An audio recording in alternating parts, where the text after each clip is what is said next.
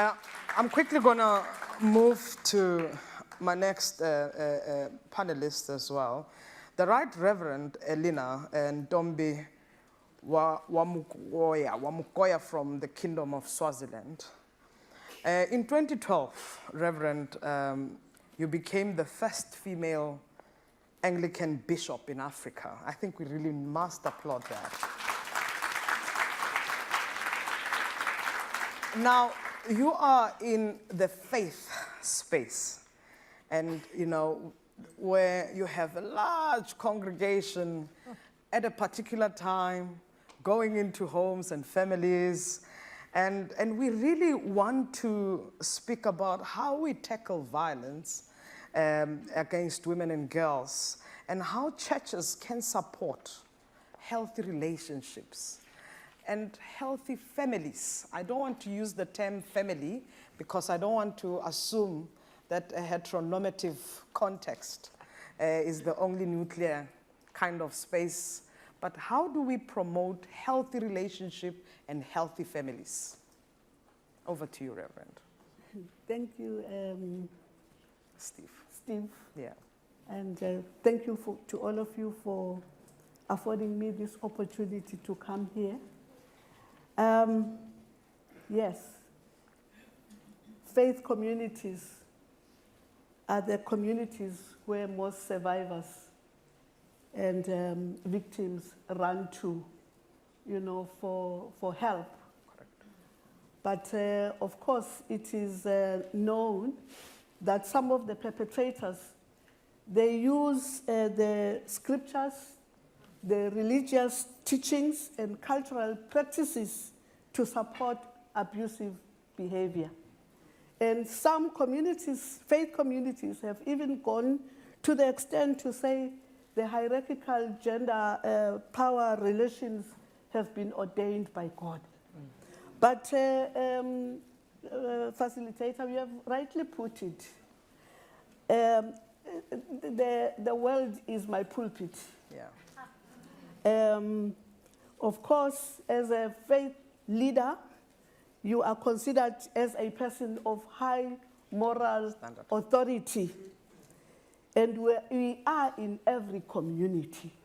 So I say, as faith leaders, it's incumbent and it's upon us and it's mandatory that we be the people that will influence the thinking, attitudes, and behavior. Because the Creator created us not for violence. He created us not for abuse, but He created us in love. So as people then who are working under the mandate of that Creator, it is incumbent upon us to build those kind of relationships. And in God, there is no discrimination. Whatever families that come to me as a faith leader, I don't have to start by asking, who are you? Because you are a creator, a creature of God. And it's incumbent upon me to address your needs, whatever they are. And it is also in how I address your needs that then you will see that my God is good. But if I just turn you at the door because I've already judged you, because I've already, you know, made certain judgments about you, then you will never experience the love of my God.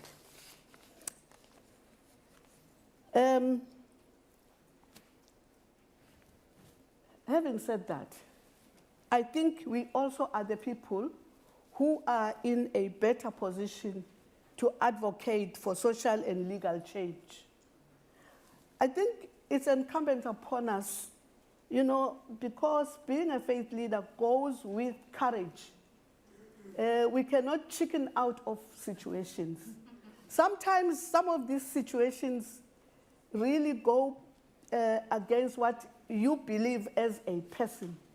But when you are up there, you are no more that one individual. You stand for the other person who is, you are in that other person, and that other person is in me. So we have to be courageous.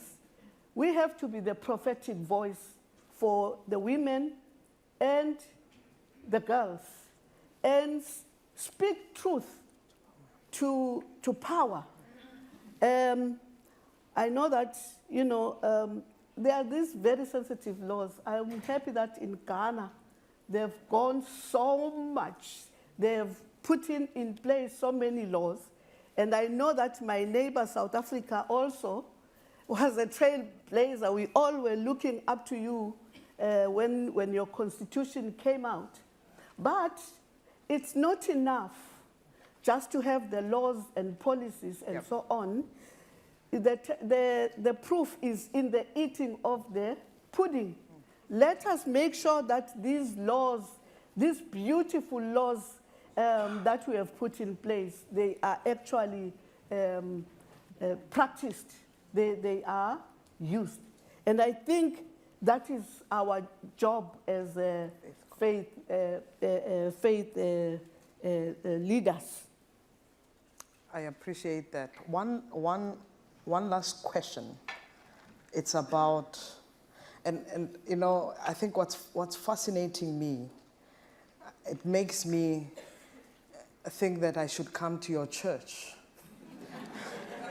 And really because, there's a non-judgmental space and ethos that's coming from you. But I think this is also the very same faith that was used. And I come from a country where there's a history of prejudice, a long history of prejudice, where faith was used to justify the color of the skin, where faith was used to undermine the sex or the gender of a woman who was used as a doormat, and it's still used. You know, how Africans feel and so forth about what faith means, it's, all of that. And I wonder, how do we mobilize leaders to speak like yourself? How do we mobilize leaders to speak like Archbishop Thabo Makgoba, who says that love is love, regardless of your creed, your sexual orientation, and so forth? And I can tell you, my bishop, Reverend Zva Waku, who's a faith leader in Methodist. Methodists don't marry same-sex practices. So he decided to marry me and my wife, right? So he broke the law of his church. And I want us to challenge faith leaders. And I wonder, wouldn't it be crucial that when we speak about violence against women and girls, that we still have a very strong voice that you speak about, that is mandatory, to challenge the social issues. So how do we mobilize? Just in one sentence, how do we mobilize more faith leaders? Before I move to my last speaker, in one sentence. In one sentence? Yes. And also taking in consideration this growing phenomena of charismatic churches that we have. Yes, in one sentence, don't throw it at their face. Yeah. Rome was not built in a day. Yeah. These things have even Taj Mahal. Yeah. These things have been there for ages. You know, we are faith leaders, yeah, but we also come from communities. Correct.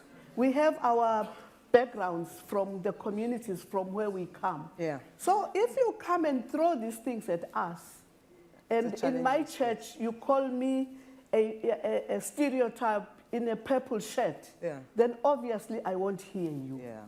Make me understand. Walk along with me. Correct.